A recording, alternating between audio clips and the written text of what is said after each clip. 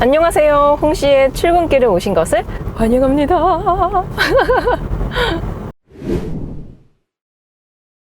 저는 기아의 새로운 전기차인 EV3를 타고 있습니다. 그 중에서도 롱레인지의 GT라인을 타고 있는데요. GT라인을 선택하고 또 거기서 또 선택할 수 있는 옵션들이 상당히 많거든요. 드라이브 와이즈라든지 HUD라든지 선루프라든지 모든 옵션이 다 들어가 있는 풀옵션 사양을 시승하고 있습니다. 사실 어떤 차든 간에 풀옵션을 타면은 웬만해서는 만족감이 좋거든요. 특히 요즘 차량들은 좀 상향 평준화가 된 느낌이 있어서 진짜 그냥 뭐 경차를 타더라도 풀옵션을 타면은 좋습니다. 좋아요. 일단 전기차를 타면서 가장 좀 스트레스로 다가올 수 있는 부분이 충전이라고 생각이 듭니다. 근데 저는 현재 롱레인지 트림을 타고 있고요. 롱레인지는 배터리가 81.4kW가 들어가기 때문에 공인 복합 주행거리는 501km라고 나와 있지만 실제적으로 제가 이 롱레인지를 타고 다녔을 때 이 완충이 되었을 때는 700km 이상 갈 수 있다라고 나와 있더라고요. 특히 이거는 뭐 지금처럼 여름철에는 어쩔 수 없겠지만 공조 시스템을 사용하지 않는 가을이나 봄 요럴 때에는 진짜 극강의 전비와 극강의 주행거리를 만날 수 있지 않을까 싶습니다. 현재 배터리는 33%가 차 있고요. 주행 가는 거리는 210km라고 나와 있습니다. 여기서 제가 공조 시스템을 사용하지 않았을 경우에는 223km까지 갈 수 있어요. 보통 한 13km? 그 정도 차이가 나네요. 저는 거주지에 정말 불행하게도 전기차 충전기가 없거든요. 근처에도 없어요. 좀 가야 돼요. 충전을 하러 여행을 가야 되는 입장인 거죠. 그래서 전기차를 그렇게 좋아하지 않았던 거기도 한데 근데 이렇게 주행 가는 거리가 700km 이상 나와 버린다면 사실 거주지에 충전기가 없더라도 크게 문제가 되지 않을 것 같다라는 생각이 듭니다. 실제로 저는 이제 현재 가솔린 차량을 운행하고 있는데 기름을 가득 주유했을 경우에 주행거리가 400km대가 나옵니다. 네, 400km대가 나와요. 거기서 시내 주행 위주로 했고 에어컨도 좀 세게 틀고 거기다가 좀 약간 급가속 뭐 이런 걸 더 많이 했다. 그러면 주행거리가 가득 채웠을 때 400km를 못 갈 때도 있습니다. 막 300km 후반대 이렇게 가니까 좀 스트레스를 받더라고요. 물론 내연기관은 뭐 주유소가 정말 많다 보니까 기름 떨어지면 주유소에 바로 가서 뭐 1분 미만 컷으로 바로 주유를 할 수 있으니까 불편하진 않지만 그래도 그만큼 계속 추가 비용이 나가는 거잖아요. 기름은 돈 주고 넣어야 되니까. 그래서 그런 유지비적인 부분에서도 살짝 스트레스로 다가오기도 하고 또 그냥 바로 들어가서 주유하고 나오면 되는데 그게 은근히 또 귀찮습니다. 은근히 귀찮아요. 또 이제 막 싼 데 가다 보면은 또 싼 데는 또 희한하게 줄이 길어요. 저만 싸게 넣고 싶은 게 아닌 것 같아요. 다들 이제 저렴한 가격에 기름을 넣고 싶은 마음이 있다 보니까 좀 싼 곳은 줄이 길다 보니까 또 기다려야 되고 아무튼 이렇게 풀 주유를 했을 때 저처럼 주행 가는 거리가 좀 적은 차들은 아무래도 좀 스트레스로 다가오고 전기차도 똑같은 것 같아요. 가득 전기 충전을 했는데 예를 들어서 막 한 300km대밖에 못 가. 그러면은 진짜 좀 스트레스로 다가올 것 같거든요. 근데 EV3는 컴팩트 차체를 가지고 있음에도 불구하고 배터리 용량이 큰 게 들어가 있다 보니까 이렇게 엄청나게 긴 주행 가는 거리를 가지고 있지 않나 싶습니다. 근데 반대로 이게 스탠다드 모델도 있어요. 50kW대의 배터리가 들어가는 스탠다드 모델도 있는데요.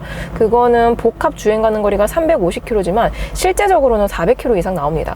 그러니까 내가 거주지에 충전기가 있어. 그러신 분들은 뭐 롱레인지도 당연히 좋겠지만 충전기가 있으시다면은 스탠다드도 저는 개인적으로 나쁘지 않을 것 같다. 괜찮을 것 같다. 라는 생각이 들어요. 실제적으로 400km 이상 주행이 가능한 전기차면 그래도 나쁘지는 않거든요. 한 5년 전만 해도 전기차의 주행 가는 거리가 막 400km 이상 나오는 차가 많지 않았어요. 막 거의 대다수의 전기차가 300km대 정도만 주행을 할 수 있었기 때문에 뭐 자주 충전을 해야 되고 또 거기서 배터리 타입을 고르려면 무조건 롱레인지 그러니까 배터리 용량이 큰 것만 고를 수밖에 없었는데 요즘은 전기차 기술이 너무 많이 발달이 되어 있다 보니까 그냥 기본 트림에 이 배터리 용량이 작은 걸 구매를 해도 충전 스트레스는 크게 없지 않을까라는 생각이 들어요. 자, 막히는 도로를 지나서 이제 자동차 전용 도로로 진입할 예정입니다. 여태까지는 엄청 뭐 저속으로 갔으니까 당연히 조용하죠. 조용합니다. 근데 제가 최초 시승회 때 컴팩트 차체, 그러니까 소형 SUV 중에서 가장 승차감이 좋고 NVH도 생각보다 방음이 잘 되어 있다라고 말씀을 드렸는데 그때 그때 제가 혼자 촬영을 해서 좀 정신이 없었어요. 그러니까 마이크가 중간에 꺼진지 모르고 정말 열심히 촬영을 한 거예요. 그래서 결과적으로 제 홍시카 채널 EB3 최초 시승기 영상은 여기서 말을 녹음을 한 게 아니라 지금 카메라 부착되어 있잖아요. 카메라에서 녹음된 그 음성 그대로 들어간 겁니다. 그래서 많은 분들이 생각보다 MBH가 좋다고 했는데 시끄럽다, 홍시님의 말씀이 잘 안 들린다라고 말씀을 많이 하셨는데요. 죄송해요. 제가 마이크가 꺼진지 모르고 촬영을 했습니다. 그래서 어떤 분들은 실제적인 이 EB3의 실내 정숙도를 알 수 있어서 오히려 좋았다라고 해주시는 분들도 계셨어요.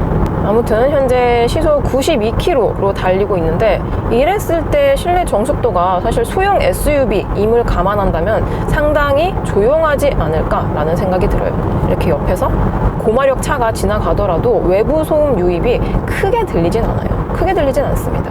그리고 지금은 이 배터리가 30%대밖에 없긴 하지만 제가 며칠 전에 44%에서 15분 정도 100kW급의 급속 충전기로 충전을 했거든요. 그러니까 15분 동안 충전을 하니까 44%에서 60%까지 차더라고요. EB3는 eGMP 전기차 전용 플랫폼으로 만들어져 있긴 하지만 앞서 출시가 되었던 아이오닉 5라든지 EB6와 비교했을 때 후륜 기반이 아닌 전륜 플랫폼입니다. 저는 eGMP 플랫폼은 모두 다 후륜 기반인 줄 알았거든요. 근데 그게 아니래요. 그냥 eGMP는 eGMP인 거고, 거기서 전륜으로도 사용할 수가 있고 후륜으로도 사용할 수 있는 하이브리드한 파워트레인이다 라고 말씀을 해주시더라고요. 아무튼 국내에서 구매할 수 있는 전륜 기반의 eGMP 플랫폼의 전기차는 EB3가 유일한데요. 차이점으로는 제가 최초 시승할 때도 말씀드렸지만 충전 속도가 살짝 다릅니다. 이 후륜 기반의 eGMP가 800V로 조금 더 빠르거든요. 근데 전륜 기반의 eGMP는 400V로 조금 느려요. 아주 조금 느립니다. 가령 예를 들어서 롱레인지 기준으로 후륜 기반의 eGMP 플랫폼의 전기차들은 10%에서 80%까지 18분 정도 충전이 소요가 되지만 이 전륜 기반의 eGMP는 31분 정도 소요가 된다고 합니다. 그러니까 10몇 분이 조금 더 걸리기는 하는데 그래도 엄청나게 큰 차이가 느껴진다라고 생각이 들진 않거든요. 그리고 제가 이 EB3를 일주일 동안 데일리카로 타고 다녔어요. 일주일 동안 출퇴근도 하고 촬영도 나가고 하면서 데일리카로 풍족하게 타고 다녔습니다. 풍족하게 타고 다니고, 처음에 제가 이 차량을 받았을 때 배터리가 62% 있었거든요. 62%에서 좀 쓰다가 44%에서 다시 60% 한 번 충전하고 또 계속 썼어요. 200km 정도 주행을 했는데 사실 요 정도 소형 SUV 급에서 제가 데일리카로 타고 다니면 좀 허리가 아플 때도 있고 좀 운전의 피로도가 올라올 때도 있고 좀 뭔가 피곤하다, 뭔가 다크서클이 살짝 내려오는 느낌이 든다, 그런 적이 정말 많았는데요. EB3는 소형 SUV 급임을 감안했을 때에는 운전의 피로도가 생각보다 크지가 않더라고요. 그러니까 진짜 이 하체 방음 풀 언더커버부터 해가지고 MBH도 상당히 많은 노력을 기울였다고 하지만 저는 개인적으로 MBH보다는 승차감이 정말 좋다라고 생각이 듭니다. 동급이라고 볼 수 있는 니로 EV나 코나 일렉트릭보다 그냥 비교도 안 돼요. EB3가 하체가 훨씬 더 편안하고 컴포트합니다. 그리고 윗급인 아이오닉 5나 EB6와 비교해도 거의 비슷하다라고 느껴질 정도로 상당히 이 하체 밸런스가 좋게 잡혀 있다라는 느낌이 들어요. 다만 한 일주일 정도 타고 다녔을 때 그렇다라고 느껴진 거지, 제가 진짜 이 차를 구매해가지고 몇 년 동안 타고 다녀 그랬을 때 느껴지는 것과는 또 다를 것 같다라는 생각이 들어요. 제가 5년 이상 자동차 리뷰를 하면서 몇백 대의 차들을 타봤지만 아무리 옵션을 좋게 넣고 신기술이 도입이 되고 해도 윗급과의 차이는 분명히 공존을 하거든요. 특히나 가장 많이 차이가 나는 부분이 MBH랑 승차감 그리고 실내 공간, 이렇게 세 가지 정도가 되는데요. 그 중에서 EB3는 윗급을 뭔가 위협할 정도의 하체 감각을 가지고 있다라는 느낌이 들었습니다.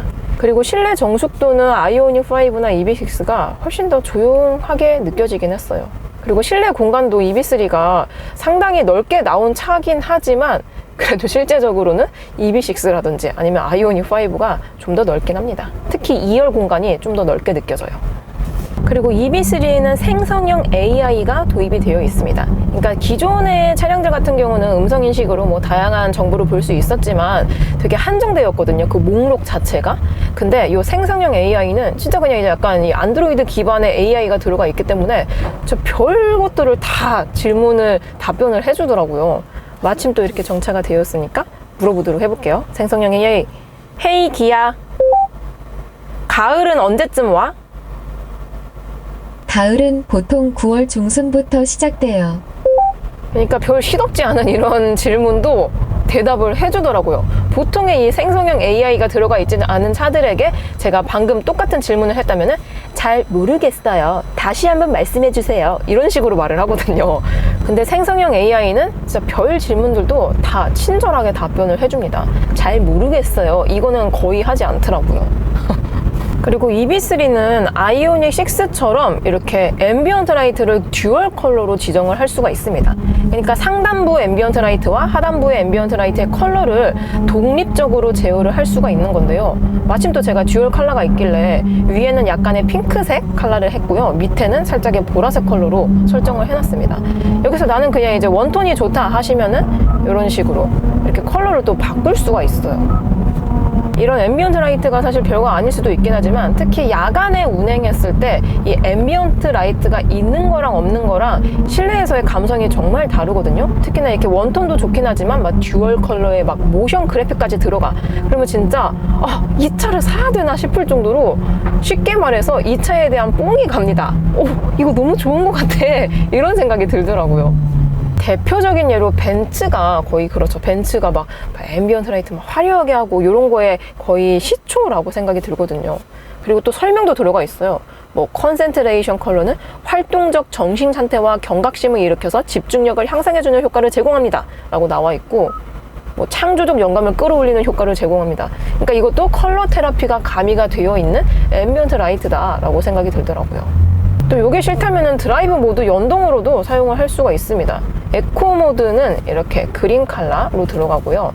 노멀 모드는 뭐라 그럴까, 약간 화이트에 가까운 앰비언트 라이트가 들어갑니다. 그리고 스포츠 모드는 레드 컬러, 강렬한 레드 컬러가 쭉 들어가면서 뭔가 이 실내에서의 감성 마력이 상승하는 느낌이 들어요.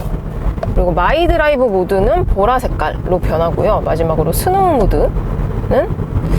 모드는 마이 드라이브 모드랑 컬러가 똑같네요. 그리고 EB3는 SUV이긴 하지만 AWD, 상시 4륜 구동 시스템을 선택을 할 수가 없습니다. 반대로 후륜 기반의 아이오닉5라든지 EB6 같은 경우는 AWD를 선택할 수가 있는데요. 보통 차급이 클수록 AWD의 선택률이 올라가고 차급이 작아질수록 AWD의 선택률이 살짝은 낮아진다고 합니다. 그래서 그런 판매율을 반영을 해서 그런 건지 몰라도 EB3 같은 경우는 AWD가 없어요. 모두 다 EWD, 전륜 구동 방식입니다. 여기서 이렇게 앰비언트 라이트 보니까 너무 예쁘죠? 앰비언트 라이트의 꽃은 이렇게 야간이라든지 아니면은 터널 안에서 빛을 발휘하는 것 같습니다. 저는 지금 사무실로 출근 중인데요. 제가 항상 다니는 길이니까 너무 익숙하잖아요. 저번에도 제가 전기차를 타면서 이런 말씀을 드렸는데요. 분명 똑같은 길이고 거의 비슷한 시간대에 가는데 희한하게 전기차로 갔을 때에는 내연기관을 갔을 때보다 한 5분 정도 시간이 세이브가 된다. 근데 EB3도 동일해요. 이 전기차 특유의 즉각 토크감 때문인지는 몰라도 상당히 빠르게 도착지에 도착을 한다라는 느낌이 있습니다. 제가 난폭 운전이라든지 위협적인 운전을 하지 않음에도 불구하고 전기차는 바로바로 이 가속감을 느낄 수 있고, 저는 지금 또 이제 아이페달 모드로 가고 있거든요. 이걸로 가면은 브레이크를 밟을 일이 없고 엑셀 페달 가감속만으로도 전진과 약간의 정차를 할 수 있기 때문에 정말 효율적으로 가준다라는 생각이 들어요. 그리고 콘솔 슬라이딩 테일불도 이 EB3에 최초로 적용이 되었는데요. 저는 처음에 이게 쓸모가 없을 줄 알았거든요. 이거 뭐 이렇게 해서 뭐하나 했는데 생각보다 은근히 쓸모가 많았습니다. 제가 일주일 동안 이 EB3를 타고 다녔다 했잖아요.